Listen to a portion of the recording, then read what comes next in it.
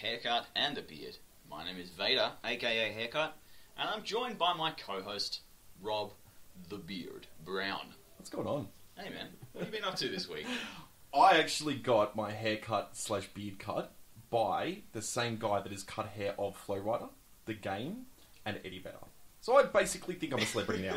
Pretty much, that makes me a celebrity. Yeah, I thought I was sitting across the table from Liev Schreiber. I hear that all the time. Yes. I'd like to welcome our special guest, the girl. Hello, hello. This is your 7th time on the show. Yeah, I'm racking them up. You don't have a fun little rhyme for number 7? Look, I thought about it, but the only real rhyme for 7 is heaven, and that's been done. So I thought, number 7, what up, Kevin? Who's Kevin? Who's this It random doesn't Kevin matter. guy? Just roll with it. Matter. Yeah, just roll with it. Let's do it. Done. If this is your first time listening to the show, we like to talk about movies and pop culture and fun things like this. Listen on. Sounds good. If you like it. Also, send us an email at haircutinthebeard@gmail.com and tell us what you think of the show. We love to hear your feedback. And you can also tweet to us at haircutbeard is our handle there. We like that stuff. Yeah, you can be Pretty as good. nice or as mean as you want. Yeah. We very can nice. handle it. Preferably nice, but if you want to be mean, that's fine. Thick skin and a big We're beard. not going to read your mail out if you're mean. But if you're nice, we're probably not either. Yeah, that's true. No, we'll read it out. We'll read Rob, it out. what's the focus this episode? The film we're going to be discussing at length today is going to be the awesome Age of Ultron, the new Marvel behemoth. That's going to be the main one we're going to be talking about today. The behemoth. Yeah, Very good. But first, let's do some news. Couple of items of news. The first thing, I read about Adam Sandler's new film causing some controversy when a bunch of Native American actors walked off the set because offensive jokes took place, apparently. Okay, this will be good. This will be good. Like, they walked off and they couldn't get any more Native American actors. So what they did is they put white actors in Native American face. Because that's way less offensive than whatever the jokes were. Do you have any idea what the jokes were that caused him to get so... Were they scripted jokes, or is this sort of like the dialogue off screen? It was on-screen jokes, and I'll tell you one of them that I knew. There was a Native American lady that was asleep on the ground, and a bunch of white guys around her start to pour alcohol on her. And she wakes up and does like a dance immediately when smelling the alcohol.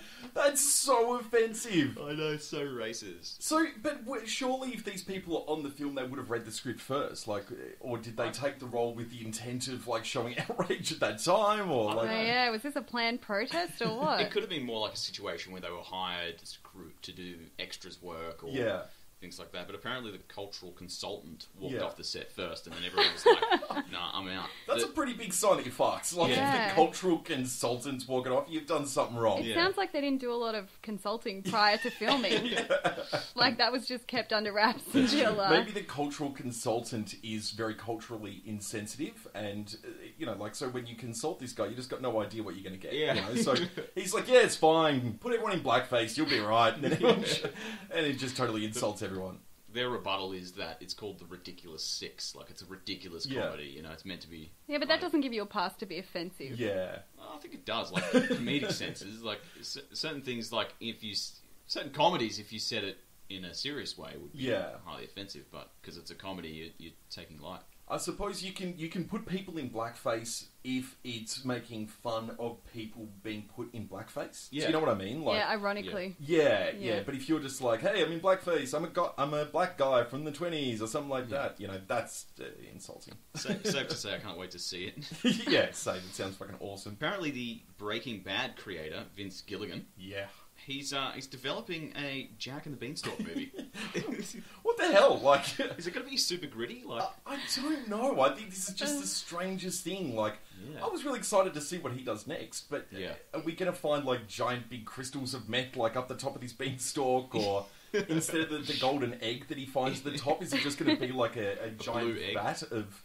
It's just such a strange thing. I think he's trying to show his range, maybe. Yeah. I can go from gritty drug drama to childhood nursery rhyme. I'm a little bit disappointed. Sorry to cut you off. I'm a little bit disappointed because I know the X-Files, they're doing it again, and he was obviously huge part of the X-Files initially, but was he? he's not a part of course, yeah. Yeah. And yeah, I'm a little bit disappointed that he's not doing that, but still, I'm still excited. You reckon he'll take part in the new X-Files? I don't think he is, apparently, but I'm hoping that in some way he's got some influence or something, but... Yeah, looking forward to it nonetheless. The face of the new Joker was revealed, and it's Jared Leto. Yes. What is it, Leto? Leto? Toretto. Yep. Jared Toretto, yep. It's from the upcoming film Suicide Squad. Yeah. What do you think of it, Robbie? Let's talk about this for a second. So, right. So I'm a huge Joker fan. I've got little statuettes of the Joker. He's always been one of my favourite characters, just because he's all about chaos and craziness and all that kind of stuff. And I think Heath Ledger's portrayal of the Joker was about as perfect as it can be. On point. Yeah, on point, perfect. Have you guys seen the image? The tattoos and the grill and all that kind of stuff. It really turned me off. It scared the hell out of me. Dude, it looks sick, man. I liked it. You know what? The image itself is awesome. I do agree the image is awesome, but not for the Joker. It just sort of scared me a bit. I think it's because it's so different to what you know. Yeah. And people don't like change. I don't like change. I'm not going to lie. Personally, I think it looks really cool. He looks actually really scary and manic and unpredictable. Yeah. And you know what? I think casting-wise, Jared Leto is probably the perfect pick. I think he will really do it some justice because he can play off-the-wall crazy and weird. And why do I like him? Like, he hasn't done much. Why do I like him? He is the missing link between my two favourite films of all time. Yeah. He's in Requiem for a Dream, and he's also in Fight Club, two of my favourite films ever. And now he's taking over one of your favourite characters. Exactly. So this should be the perfect storm of things that Robbie just loves. So if he ruins it, I'm just going to kill myself. That's pretty much going to be the only option. I like I talk about killing myself. It was just like very awkward silence. We need to have a talk with Robbie later. We'll give him the number for the hotline. Yeah. Trailer for the new Vin Diesel movie. Have you seen this? No. It's called The Last Witch Hunter. You're in for a treat. This sounds awesome. And it's like an epic trailer that the girl and I watched earlier. It was like, a 2-minute trailer epic with the trailer sounds. Yeah. And I love that trailer sound. And he's a big tough guy in this, of course, and he's hunting witches. It's a total departure from his usual role. So far, I'm understanding the premise. Yeah, but I felt like the trailer didn't give much away, and then the top comment underneath was Vin Diesel with a flame sword. I'm in. And I was like, that must be exactly what they pitched to the producers. Yeah, it's not that they. Vin Diesel with a flame sword. You in? Let's do it. Yeah, green yeah. Imagine if your pitches went that smoothly. It's like, I've got this big guy, he's got a stick and he's throwing rocks at people and something like, let's do it. I think mine do go that smoothly. I'm excited. You know what? I'll watch all that crap. Like, one of those films, you walk into it, you know it's going to be crap, but you still give it a crack. Oh, yeah, of course. Yeah, speaking of, what are we talking about today? Last bit of news here. New David Duchovny series is going to air on Netflix. Okay. And it'll be released in one big hit. I like that they're doing this. It's just like that burp that you just suppressed. Exactly, precisely. It's just one big hit of burp. It's called Aquarius and follows a cop who goes undercover to track Charles Manson prior to the Manson murder. Really? Yeah, so... Okay. I just love Duchovny. He's one of those other actors. He hasn't done a lot of good stuff, but but he's done X-Files and he's done Californication. Yeah. I just respect that. And he has a lot of interesting stories about his personal life, like just being a hard-out womanizer and all that kind of stuff. He just sounds like a guy you'd like to have a beer with. And that ridiculous book that he wrote. Oh, yeah. Oh, my God. It was like this Don't even. Existential novelette about a cow's perspective of the world. I can't remember. Really? But, yeah, it was... Sounds magnificent. There was this sort of excerpt of it that was published, and I thought, oh, my God, what is he doing? Really? Yeah, you need to look that up. Do you think that these guys, they're so surrounded by people that tell them, look, we just love your work, you're just such a visionary and all this kind of stuff, that they believe that they can go off and any medium they touch is just going to be gold, you know? Yeah. Like, they can be as existential as they want and everyone will just praise them for it, you know? Yeah. You have to read it. I kind of want to now. It sounds kind of cool. It's strange how, Maybe next week I'll do a reading from it. Let's do that. Good. Yeah. That's it for the news. Awesome. Wrap it up. I've got one tiny bit of video game news that I did want to talk about. Shoot. Shoot. What is it, Mr. Beard?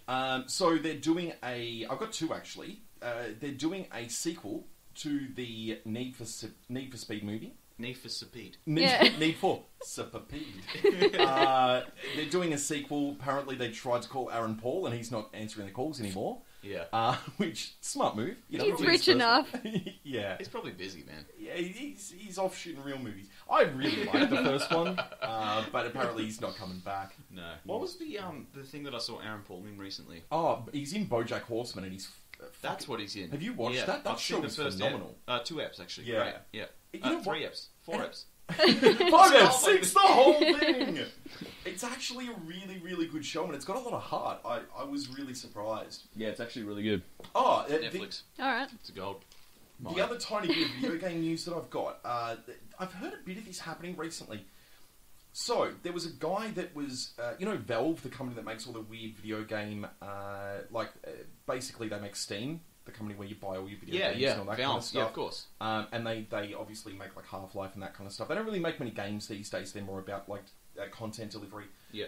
Anyway, their head sort of finance guy is now the lead Greek economist. Like he's moved from being like the economy guy for a video game company, and he's now the lead economist for a country. That is bizarre. I know.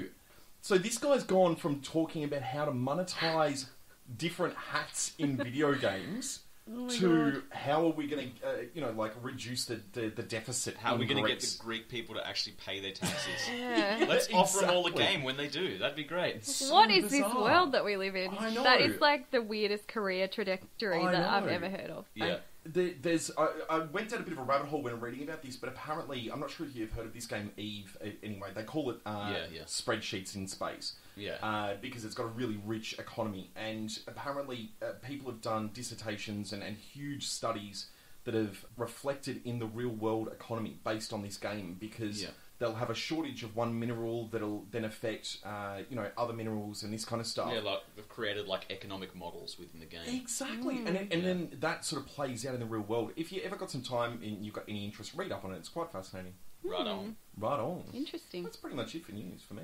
Great. So the feature that we're doing this episode is the Avengers: Age of Ultron. Yay! Written and directed by Joss Whedon. Whedon? I think it's Whedon. I think it's Weeding. Haven't we done that exact same joke before? I think we may I think this is a variation on a theme. I think we do it every episode. Yeah, I think so. It also stars, and I'll just take a deep breath here, Robert Downey Jr., Chris Hemsworth, Mark Ruffalo. I knew you were going to say that. Ruffalo? Scarlett Johansson. Scarlett Johansson. Jeremy Renner, Sam L. Jackson, Don Cheadle, and James Spader as the voice and mannerisms of Ultron. Yeah. So many stars. Makes me think of that clip in Family Guy where Joe yells out to Peter, "How do you afford these things?" Yeah. There's so many stars. They must have had a big budget. Yeah. I mean, they've had this planned out now for about, 9 years, I think. It's all been leading to the last Avengers film and now this one. Yeah. And they've got a plan going up to 2024, and that's phase 3, and then there's obviously a phase 4 and all that kind of stuff. Yeah, like they know exactly what they're doing, and I think you mentioned about one of the other films that we talked about, but it's a film by committee. Yeah, this film is so pinpoint to the second of how can we keep them interested. How much can we fit in, and all this kind of stuff. Like very, very well thought out. But let's start out with the girls' thoughts. What do you think about this? Look.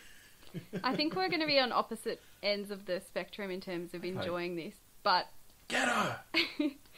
I think you should talk first, just to start off with, the positives. Yep. I don't know why you went to me first, I just want to, rip it apart, basically. Okay, well... That's a good start. Yeah. What did you think? I loved it. I am the target audience of this. I read comics when I was a kid. Are you serious? Dude, you're so... As if you're that enthusiastic about this film. I can understand. Serious? Yes, I can understand. You enjoy it in the way that you enjoy Fast and Furious. Yeah. But you have to realize how shit it is. In what sense is it shit? Dude, it was so fast moving. The plot devices were just. Oh, the plot was horrible. I'll agree with that. The action, you couldn't even follow one. bit of action because there was so much going on all the time. I disagree with that point heavily. I think they handled the action phenomenally well. I'll agree that the plot was horrible, and I've actually got the only things that I didn't like about it. I've got a few plot points that I think are pretty poor. I just think it's funny that you can argue in favour of a movie that has a terrible plot. I mean, what is a movie essentially but the exploration and depiction of a plot? Yeah, fair enough. I mean, look, at the end of the day, we all three of us did like Fast and the Furious, but hated the plot. Like, I mean, we all accepted that there wasn't a plot. That said, I do think that there was positives to the plot, but it's even this film, although it's the culmination of a lot of things that came before it, this film's still leading into the collection of all 6 or all 4 of the Infinity Gems that's going to be sort of the final big thing, you know? Yeah, I care nothing about that. So you guys legitimately did not like this film? Not at all. Really? Yes. Yes, I mean, you're in disbelief, but like, I'm glad we're doing this after the Furious 7, because there's I agree there's some similarities in the cheesiness, but I went into this film thinking, you know what, it actually will be entertaining. Whereas with Furious 7, you go in knowing, you know what, it's going to be crap. Let's just like let all that stuff go and just have some fun staring at titties and fast cars. Okay. Whereas this one, you actually think, you know what, it actually could be decent, and you get in there and it's like Furious 7 in that it's just so cheesy. Yeah, I mean it's cheesy, but I mean you've got to keep in mind this is based on comics. Like this isn't something that's written for the screen in 2015. They're taking characters like Captain America that was around for the era of, when America's at war and all that kind of stuff. Like it's a cheesy time. Like it was basically propaganda. Yeah. You've also got Thor that's like a Norse god, and you've got all of these characters that were created in a different time. Those comic books though, they have character development. Yeah. And this doesn't. Like, not at all. I think the problem is trying to transfer that medium onto the movie screen. Yeah. Like, why can't they just stay comics? Why does this have to be made into a movie? It doesn't suit the format, I don't think. I disagree. But it resonates with you because you have the history of reading the comics, loving the Marvel Universe. Yeah, there's like a nostalgia and a history there for you. Yeah. But for the common movie consumer, who, like, I didn't go in with any preconceived ideas, really. Have you enjoyed the previous films? I'm pretty sure I saw the first one in 2012. Yeah. And I would have been less critical of that. Like, it was a bit of fun. Because it was the first one? I don't know. I'm not sure. It just bothered me heaps. I'm not sure if it's because I'm older, I've seen more movies since then, refined my taste a bit, but there were so many problems with it. But I can appreciate that you enjoy it so much because you're a Marvel person. Yeah. But from my point of view, there was so much going on that there was nothing, like, you can't suspend your disbelief that much. There was so many things thrown together and so much jargon and so many poorly developed characters. They were just one-dimensional. You've got literally, I mean, how many Avengers are there, including the like new ones? 11 or 12 or something. Yeah, like they're all trying to share screen time. I think their solo films are more for their individual arcs and their individual stories. This film is just about them all coming together and kicking some ass. You know, that's the way I see it. I understand that you need a bit more from your films, and if I'm watching any other genre, I'll require a bit more as well. But from something like this, I watch a film like this not for the story, not so much for the characters, but purely for the giant set piece fights. Yeah. And I was giddy in those fights. Like, and just a quick point, I'm more DC than Marvel. Like, I like Batman, the Joker, and all that kind of stuff. Although I read comics as a kid, I never really read these comics. I was never a fan. I like Wolverine, he's kind of cool, but I've grown to like these characters from these films. Oh, really? Okay. Yeah. Well, like, I know you said, I mean, I wasn't expecting a lot from it, that's the thing. Like, I don't always need character depth and relatable, like, you know, small-scale plot developments and stuff. Yeah. But in this movie, like, I went in with an open mind. Like, I wanted to just switch off and, like, enjoy that sort of... Which is what you want from a Marvel film, yeah. You know, like, I wanted that witty banter and I wanted those big action scenes and, you know, the world being saved in the end, which is what you can expect from that. Yeah. But I just felt like confused. I felt like they... Sorry, just on the confusion thing, Yeah. was it... do you think they were relying too heavily on plot points from previous films to fill in the gaps? Like, do you think they were relying on the fact that you've seen every other Marvel film up until this to understand what's happened to this point? Why do you need to... Why do you need to have seen every other Marvel film? I'm not saying you do. Sense? I'm asking if you think that's where the confusion came from. It just felt very convoluted. Like they were constantly introducing some new technology or some new idea, and there's so many things you can't really keep track of it. Particularly because they're like jumping between locations, and there's a new threat coming from here, and a new robot being built in a weirdo machine over there. Like, I'm really intrigued to think whether. Because I didn't have that issue, but I don't know if it's because I've seen the previous ones, and I suppose I've read up a little bit about, not this film, but I suppose comic book lore outside of this specific film. I don't know whether that sort of bridged those gaps for me, or... Because I definitely saw some big plot holes, and there was one that I wrote down that I wanted to ask you guys what your theory was on it. But I didn't feel the story was... I didn't find it was confusing at all in that sense. But there was like... what about you? A couple of things like... What was the name of the weird metal? The Vibranium? Vibranium? Yeah, what the fuck is that? Get out of here. It's meant to be adamantium, but because the rights are owned by different people... Yeah. Vibranium, adamantium, whatever, what a load of shit. Second thing is the hub of the internet. Like, what the fuck is that? Nexus. Yeah. Oh yeah, and Jarvis was just hiding in the internet. Yes, that's very convenient, isn't it? I thought that was a bit silly too. But once again, it's a comic, you know. It's meant to be a bit goofy. There was one scene where this whole city has been lifted up by Ultron with his vibranium little powered machine. Yeah. And this whole city's lifting up, and it's like 20 minutes into the whole ordeal. Yeah. And there's like two couples. One of a guy and a guy, and another with a guy and a girl. They're sitting in cars that are right on the edge of a cliff. Oh, that's... And the whole 20 minutes of the ordeal, they haven't thought to get out their cars and run. Yeah. They're just sitting there, and then, like, as the wall is crumbling, Thor and Captain America happen to be there to save their lives. What a load of nonsense, man. Yeah. Like, just, it's clear that it's just to ramp up a couple of new action-style... special effects. Yeah. I'm just saying buzzwords, but that's exactly what it is.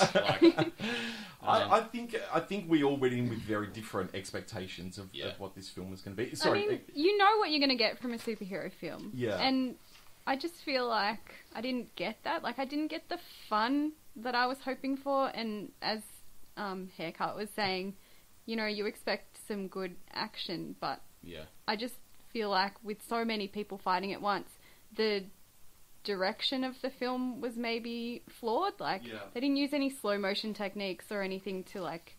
I assume there would have been a lot of time put into choreographing action. Oh, 100%. And I feel like it was sort of wasted because it's just, like, all happening at once. And you don't really... Or did you feel like you got a sense of... I really, really disagree. It's probably my favourite glory shot. There was, I think, 3 shots where I'm like, yep, that's the glory shot, where it's all of them together at the same time. They're all fighting together. And 2 of the 3 were, like the one right at the very end, where it's, you know, they're all come together and the robots are all coming and there's lots of them together. And there's about a 30-second scene where it sort of slowly rotates around the room and you see them all fighting together. For me, I was giddy in that moment. Like, that's what I came to see, you know. Like, I was really excited by that. I'm really surprised. Like, I thought that this film... Not surprised that you guys didn't like it. Surprised that anyone could not like it, purely because of how much I liked it. Yeah. I just assumed we were going to have a jerk-off fest about how great this film was. I truly did. You know what? I'm still going to go and see the next Avengers film. Yeah. Because, you know... But I'm going to have to go in with a different expectation, man. Yeah. I'm going to have to go in with a more... Fast and the Furious expectation of, look, this is just going to be one of those films. Yeah. And I'll do it. Do you feel like you enjoyed it more because you saw it twice? No, not at all. Okay. So after the first one, you were giddy and loving it? I still, the second time, I was like, oh yes, that moment's coming up again where this happens. I mean, like, story-wise, I'll openly admit the story's crap, but I mean, coming from a comic book universe, like, that's kind of expected. Like, it's always silly and a corny bit over the top. And yeah. The one sort of plot element, this is getting off into the weeds a little bit, but the one plot element that I wanted to talk about was, so Ultron and the Vision, you both know the characters I'm talking about, right? Yeah. Firstly, I just want to say James Spader as Ultron was freaking awesome. That was a great choice, yeah. Yeah, I'll give you 100%. that. Like, he added a bit of character to this, you know, basically a robot, an artificial intelligence. This he added creature. a bit of character, and he did a bit of a Joker kind of voice, I thought. His opening when he came out and he's doing the whole no strings on me speech, that made me think of the Joker, at least the Heath Ledger Joker. I thought it was kind of cool.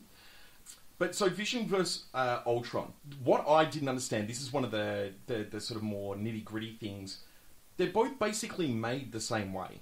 So they've got the power that's inside this gem, and there's some AI that's kind of living inside this gem that comes out and is Ultron. But then they use the same gem, but mix that with Jarvis, and it creates a totally different kind of person. Yeah. It kind of confused me.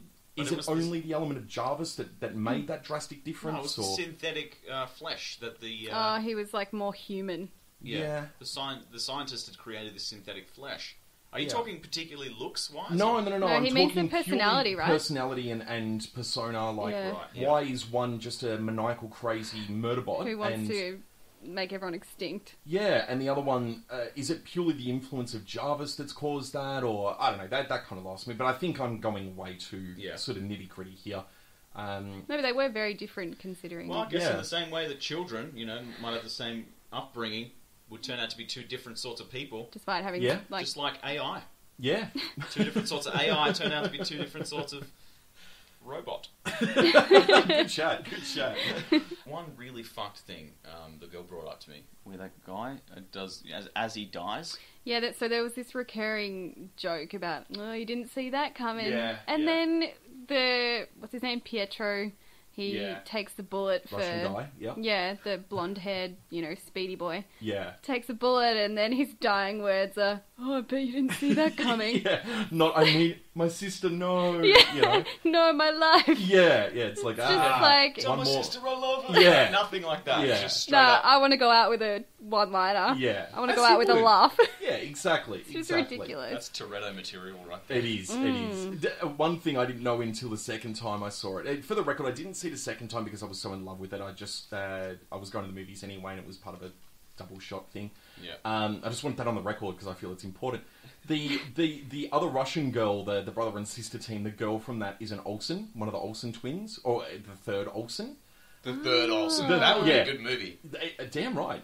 Save it for haircuts, bitch. All right. I didn't realise that until I saw it the second time. That shit ruins the film. Wow, I didn't know that. She is such an Olsen. I could not see it after that. I'm like, oh my god. Once you see, you cannot unsee. Damn right. Wow. So I'm like, this bloody Olsen's running around with the Avengers, and it's just not right. Goddamn third Olsen, man. Yeah, those damn third Olsens. So, overall, let's wrap it up. Yeah. I think overall was poor form for a superhero movie, and uninspiring for a movie in general. Okay. Yeah, I mean, considering the budget, like the sheer scope of celebrity power combined with money, combined with planning that you said has gone into this, it just was really poorly executed. And, it shows that if you don't have a good story, I mean, you'll disagree, but you don't have a movie, Fair enough. How many Avengers out of 10? Personally, I would give it a solid... And you have to name them. I would give it a solid... How many Avengers is there? I don't know. Oh, there's at least 10 in this movie, so you gotta name them. If you want to give reality, it a 10. There's like... there's over 200 people have been in the Avengers. Alright, can I go first? I've got a list. I've written them down. Okay. So I'll give it 5. I'll give it 5 Avengers out of 10. I'll go Hulk, Hawkeye, Black Widow, War Machine, who's Don Cheadle, and Ultron, who I'm counting as an Avenger. Okay, so hold on. Does that mean you gave it like a 5 out of 11? 5 out of 10. Okay. 5 out of 10. I'm not going to name them, but I'll give it out of 11. I'd legitimately go probably a 9 out of 11, which is like an 8.5 out of 10. Why are you doing it at 11? Because he's decided there's 11 Avengers in the Didn't movie. you say okay. there's 11? No, I'm following your lead here. I don't know. All Guys. we'll listen to the tape. There's 10. Okay. I'm sure you're right. I was following off your lead. But personally, the story, you know what? It still got me enthralled a little bit in the sense that the whole Infinity Gems thing, I'm really excited to see where that leads because in the comics, that's really big. So the fact that they're getting closer to that, for me, that's kind of important. I love this film. I truly did. Like, I was looking forward to this for a very long time, but the day before, I'm like, this is going to disappoint. Did not disappoint at all. So, first film that we've drastically disagreed on. I like that. Yeah, it's good. It's refreshing. What did you think? I'll give it a 3. 3 Avengers out of 10. I'll give it a Thor. I'll give it a Vision. And I'll give it an Iron Man. Not bad. Just for pure cockiness. So, Rob, you've been pretty excited this week. I'm always excited. What is the best thing ever? Yeah, I don't actually have anything today. I came a bit unprepared. How about we just jump into a haircuts bitch? I always enjoy those. Dude, I don't have any haircuts pictures either. Okay. I'm kind of out of ideas. We could go to the pub. We could, yeah. Guys, take your shoes off. Okay. Stop right there. I've got something I want to try, considering, I've got the opportunity. Done. Take it away. New segment? Alright, well, here's a new segment, and it's called... Film in the blanks. Oh. Genius. I see what you did there. That was very clever. Okay, So how does it work? Well, did you ever do Mad Libs as a kid? Oh, yeah, the things where you got to fill in the blank. Yeah, so... Or film... I get it now. Yeah, you get it? Brilliant. It's clicked in. A lot of talk about poo and wee and that kind of stuff when you're a kid. It's like... Okay, well, hopefully we've outgrown that. Yeah. But we'll see what happens. So I've written a few short movie plots, and I'm going to ask for nouns, adjectives, whatever, Okay. and then I'll read them out. And for a bit of fun, you can, based on the plot that we get, you can cast it. Okay, great. I like this. Okay. Have you thought of titles, or can we do that as well? You can title it too. Awesome. So Let's much begin. creative So, freedom. so we're going to take it in turns, right? So Rob will do the first word, I'll do the second one, etc. Etc. Yes. Okay. Ready? So, a profession. Super spy. Ooh. That is an excellent choice. Damn right it is. Now, an adjective. Flamboyant.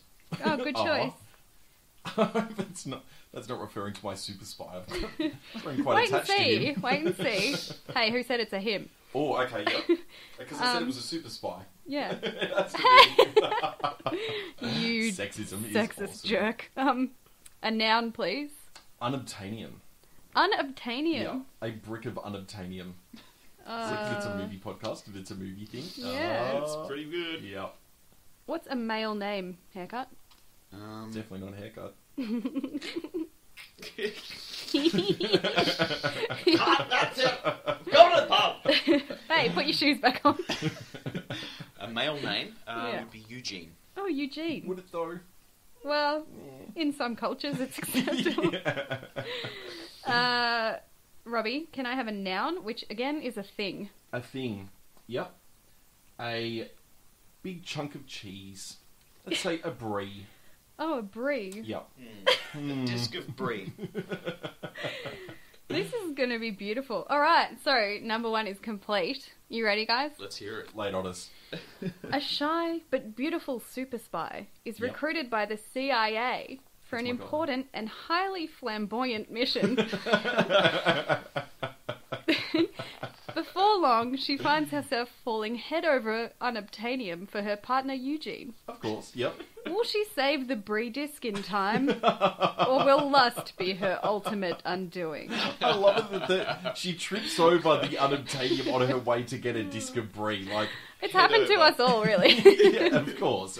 Really I can't relatable. believe you said super spy. That is like, Recruited to the CIA. Yeah, Cop amazing. that. Not rehearsed. That's great. I was That's hoping for fantastic. like hairdresser or something, but So, as far as casting, yeah. Who would you like to play? I see someone like an Anne Hathaway type. Mm, She's tripping over unobtainium. She's got to be able to do like the pratfall, be a bit yeah, goofy. but she's she's a super spy. she's so still she's gotta be beautiful. hot. And Yeah. Eugene, I think, should be Luke Wilson. Yeah. Oh wow, yeah, good one. I'd watch this. And the title of the movie should be...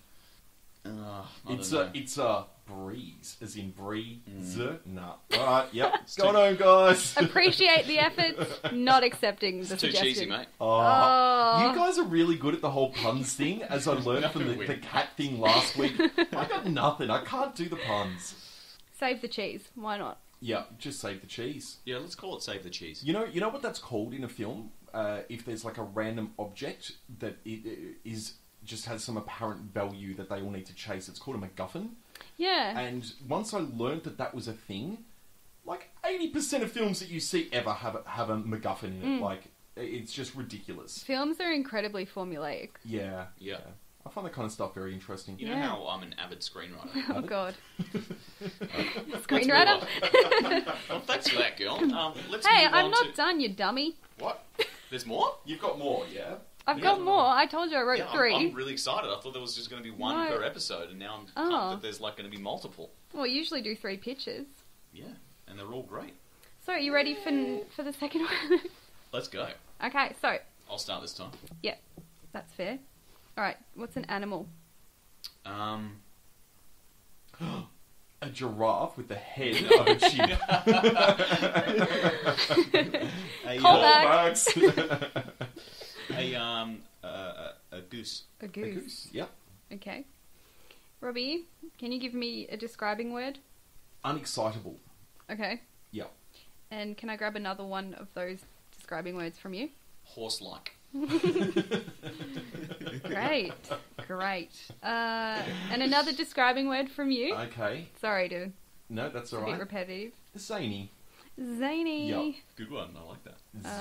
Zany. You know what? My high school sweetheart, he was so zany. Oh my God, who is that? I don't know, but I don't like him. I think you should stop leaving the front door open. Coming next episode, I'll be joining the cast. Guys, is my job in question? Is there something you're not telling me? I think our jobs are all in question. Can I please have that's Fred. He'll be joining us next episode. Oh, He's made Fred. He needs to lay off the ciggies. Profession, please. Profession. Gold digger. Yep. Great. As in literal gold digger? Like, just for the sake of, You know what? We'll leave it ambiguous for now. I agree. We'll see We'll what make the it sounds decision like. based on how Yeah, it you're works going to out. love what it actually is. Okay. I'm looking forward to this. Can I have a thing? Yep. Yep. A red Ferrari. Ooh. Very good. Love it. So I don't know why this character's coming out of me. Now, ready? Yes. Here we go. A skilled goose trainer finds himself caught in the middle of a scandal. Will he support his unexcitable and horse-like friend? His friend sounds awesome. Or will he pledge his loyalty to the zany celebrity gold digger? Okay, yeah, that works. Great. That works, yeah. His entire red Ferrari could depend on it. At least the MacGuffin makes a bit more sense in this one than a block of cheese. Yeah. That's great. Who would you like to cast as the goose trainer? I see Daniel Day-Lewis could really sink his teeth into a goose trainer. That just makes a lot of sense to me. You know? He's been in character for like 6 months before and after the film. You know? Comes out of the woodwork to do one film every 5 years. And that's his choice. Awful fucking... Yeah. Well, his red Ferrari depends on it. Yeah. True. And he'd come with his own goose. Like, they'd have all these geese for him to, like, work with. He's like, I bought my own. Yeah, That's he would have, fine. like, reared it from a little goosling. What do you call a baby goose? It's Gosling. actually a geese. Gosling. Yeah. What? Get out. So, who's going to play the... Unexcitable, horse-like friend. Yeah, unexcitable horse-like friend. Michael Cera. Michael Cera. Oh, He does great. unexcitable very well. Yes. Yeah. And who's the celebrity gold digger? Zany. Celebrity gold digger. Yeah. Andy Dick. Yeah. I don't know. Okay. I like it. Andy Dick. All male Yeah, why not? cast. He may have died, like, since I last checked, which was about 2 days ago. He's a very volatile human. Yeah. He Pretty may good not have chance. any hair either. I'd just like to check every couple of days to see if Andy Dick's still with us, you know? Just do the bi-weekly Andy Dick check. Yeah. There's actually a webpage, I can't remember who it is, but there's a webpage where you just click on it and it just says, is X person still alive? And it's just like, yep. And one day it'll change from yep to no. And They're- that's it. As of Alright, recording possible. this, Yeah. as of recording this, he is. He is? Okay, Yes. I'm glad to hear that. Safe to say. Safe to say. But By the when time this it's airs, released... who knows? That's another question Yeah, entirely. exactly. Okay, so I've got another one if you're still keen. What's the title of that one? Oh, title. Hold on. Yep. Ooh, this is the hard part. All right, guys, I've got it. What? A New Geese on Life. Fucking gee. Hello. Perfect. Greenlit. Perfect. Love it. Alright, well that's it. I've got one more. What? Yeah. Alright. I work hard. I come well prepared, unlike some other people I know. Yeah, true. Ah, jeez. Alright, so who wants to go first this time? Rob will go first. Yeah, let's do it. Can I have a boy's name? Preferably like a young boy. A young boy. I reckon Nicholas. Young Nicholas. Haircut. What's an emotion? Ooh. Thrusting. That's not an emotion. Try again. Feeling very thrusting today. That's a state of mind. Oh, come on. An emotion. Clinically No. I liked where he was going there. euphoric. Euphoric. That's a good one. Yeah. That's a good emotion. That was worth the wait. Now, a sport, please. Foosball. How do I spell that? Doesn't matter. Yeah. Foosball. Phuz. I actually have pretty good foosball skills, just for the record. Throwing it Nobody cares. Nobody cares. What's a noun, Beta? A radioactive kitchen tile. Ooh, next level shit right there. Yeah. That's more than I bargained for. Just broke the game. Yeah. Food. A food, okay. Unobtainium. No. Come on. We'll go with fish and chips. Yeah. Yeah, we will have that for dinner. Yeah. That sounds delicious. Delicious. Yep. It was like a mix I of took it a different way. DeLorean and delicious. Yeah. It's the food that takes you back in time. A surname. So, this is my specialty. Is it though? Macintosh. Okay. Okay. Yeah, you wow. yourself right. I was very doubtful. But he came through. He really did. He really did. Alright, I'm done. You ready? Yes. Bring it on us. But what? Hold on. Bring it on us. That's Bring It On Us is a good name for a car. That's like the sequel Yeah. to Bring It On. It Yeah. is. You bring it on us. Holden, Bring It On Us. Yep. Done. Now with unobtainium enforced tiles. Tiles? I meant tires. Oh my god, okay. Just escaping us rapidly. When Nicholas arrives at his first ever summer camp, he couldn't be more euphoric. Okay. That was a bit Chandler of me. Yeah. Be more. There's a giant foosball field, 2 different kinds of radioactive kitchen tile courses, and as much fish and chips as he could ever eat. He has very weird interest, this kid. Where's the plot? Yeah. But when he wakes up on his second day and realises he's the only one in his cabin and the only person in the whole of Camp Macintosh, Nicholas's dream adventure becomes a struggle for survival. Brilliant. I like this. That one's a little darker. It is. I'm thinking like zombies are going to appear, trying to eat his brain at Yeah. some point. That's actually where I was going with this one. Good. I'm glad. Camp Title. Zombie? Camp Zombie? Yeah. You know what I'm thinking? Good title? Camp Undead. Foos Fighters. Oh my god. He just broke the internet. Seriously, that was brilliant. I don't think we're going to top that. I think that's pretty much as good as that one's going to get. Yeah, not bad. Not bad. Alright, Who's it guys. starring? Ooh. You know what? Hold on, what's the kid from Malcolm in the Middle? Yeah. Oh. Yeah. Cody Banks. Cody Banks. No, that's what I was thinking I was too. actually thinking that as well. I was. Yeah. What's his name?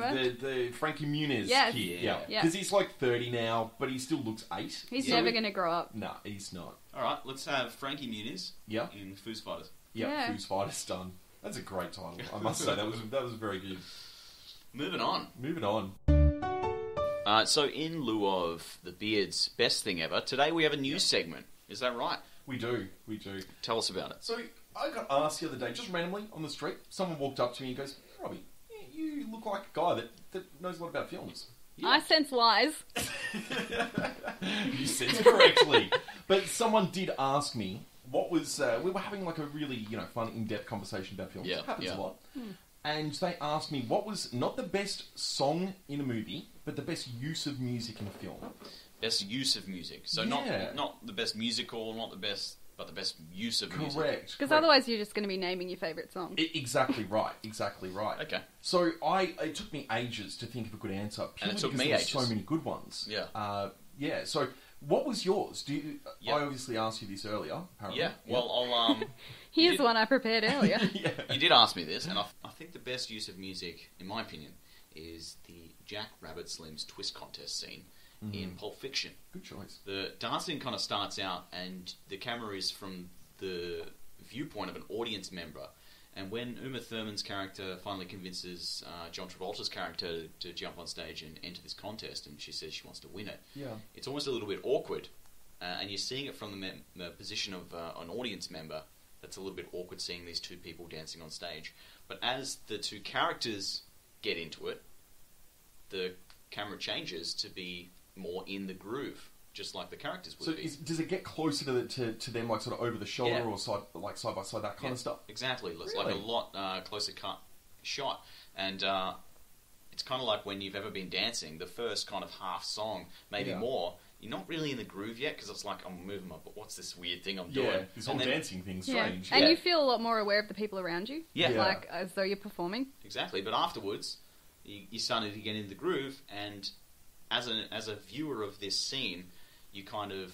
your emotional journey follows that of the characters, and that's what I really like about the scene. If you go back and watch it, knowing that, you'll definitely notice the difference. Yeah. I'm intrigued, because I've seen that a lot of times, never actually paid attention to it like that. Go and check it out. The name of the song is Jack Rabbit Slim's Contest, or You Never Can Tell, and it was actually written by Tarantino, Chuck Berry, and performed by Chuck Berry and Jerome Patrick Hoban. So Tarantino actually co-wrote that? He must have had some say, because he's got a writing credit. Unreal. That's really cool. I did not know that. Little trivia tidbit. Yeah. Tarantino's a really interesting guy. Like, have you ever seen him do an interview about anything to do with film? Like, yeah, he's a knowledgeable man. He's a powerhouse. Yeah, like he just goes on these epic rants and... It's like his whole world. Yeah, so passionate. I love it. Yeah. Very good. The girl. Yes. What was your best... what was the scene that you think has the best use of music? Well, I had to think about this for a while. Like, I don't have a real encyclopedic knowledge of music and film that I can just draw on. So... yeah, it took a little bit of thinking, but I settled on Groundhog Day and the use of I Got You Babe by Sonny and Cher. Oh, that's brilliant. Yeah, so it's used to establish the beginning of the same day over and over again. And the camera zooms in on the clock radio as it flips over to 6 a.m. And, you know, the first time that song plays, it's like pleasant and gentle. It's normal, a nice way to wake up. And then as this keeps happening, we realise along with Phil, who's played by the marvellous Bill Murray, that this song means he's about to relive this same bloody day all over again. So as the movie goes on, instead of being like just a nice song, it starts to represent this sense of being trapped and sort of questioning your sanity. So, and then the final time we hear it, it's again through that clock radio, but it starts at a different point in the song. And Annie McDowell reaches over and switches it off. She's like, no, it's too early. And it's like, finally, it's done. Finally, they moved on to the next day. Finally, Yeah. So that's brilliant, because I remember that specific scene. You're like, holy shit, he's finally done everything perfectly, but he's still stuck there, and then, it's like, phew. Yeah. That's a really good choice, actually, because that song, I actually was listening to another podcast recently where they were talking about the guy actually has that as his alarm. So every single morning he does wake up to that. That's funny. That's such a movie nerd thing. Yeah. And this was from a video game podcast, but still, like, hard out nerd. But yeah, that's actually a really good call. I didn't even think of that one. I had to fight very, very hard in my head for my two. What was yours? So the one that I've selected, it was a big battle, but the one that I've actually gone with would be Birdman or Birdman, Harvey Birdman. Yeah, Birdman. Birdman. Yeah.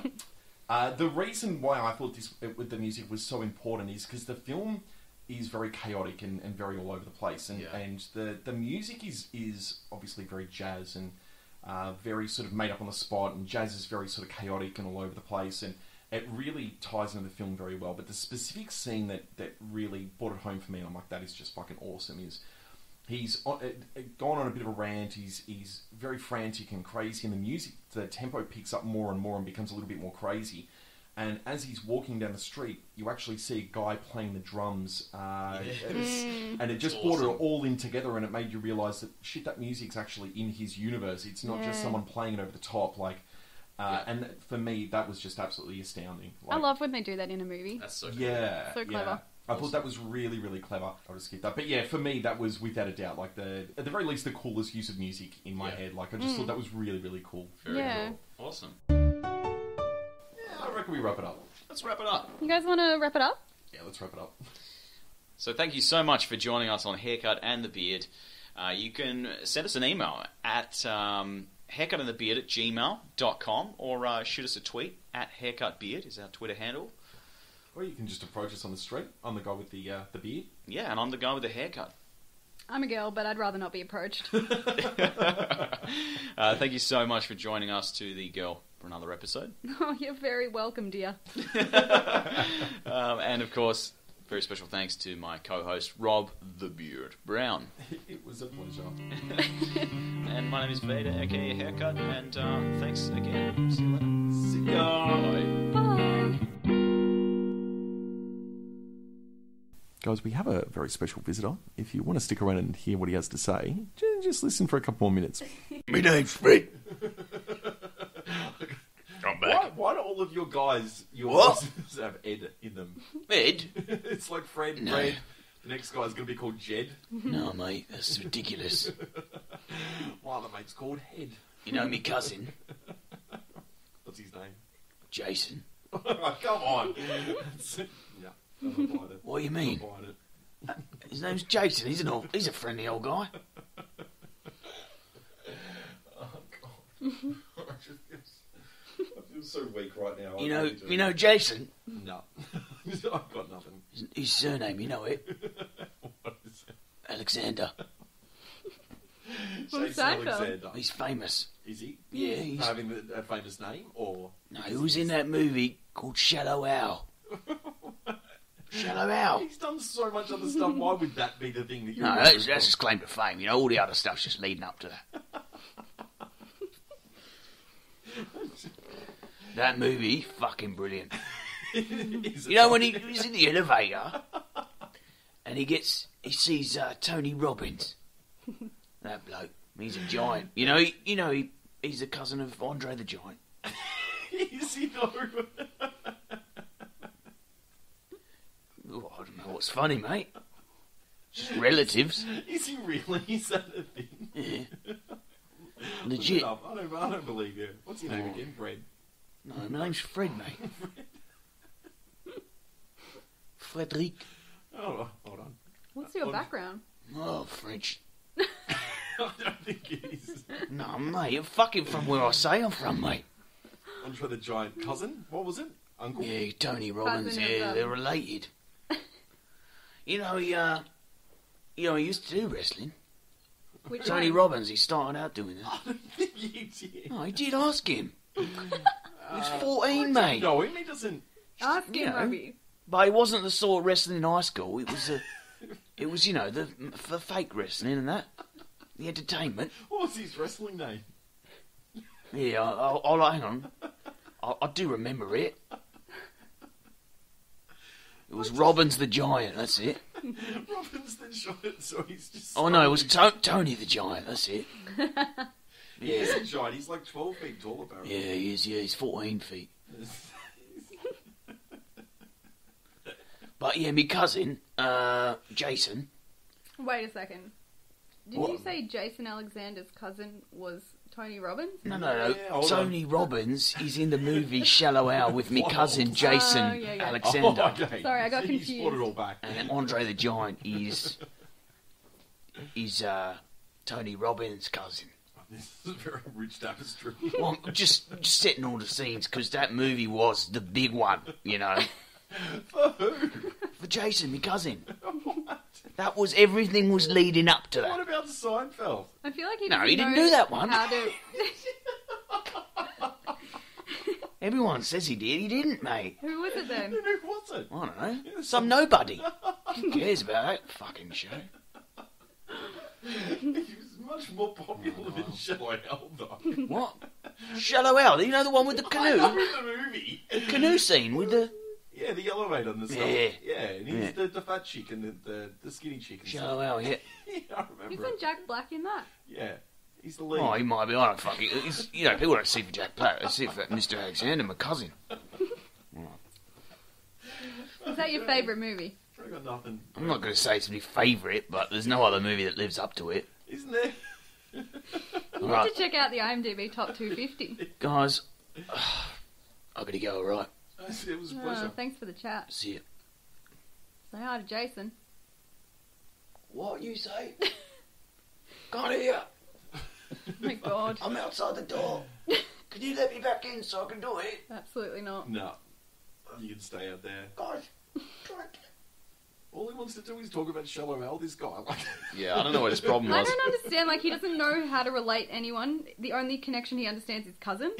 So I don't think anyone was actually cousins there. Yeah, it's hard to tell, but it's like when in his head when he thinks of like friend, he thinks friend says cousin. Yeah. He thinks brother says cousin. Yeah, it's like any Yeah, possible maybe. relationship is a cousin.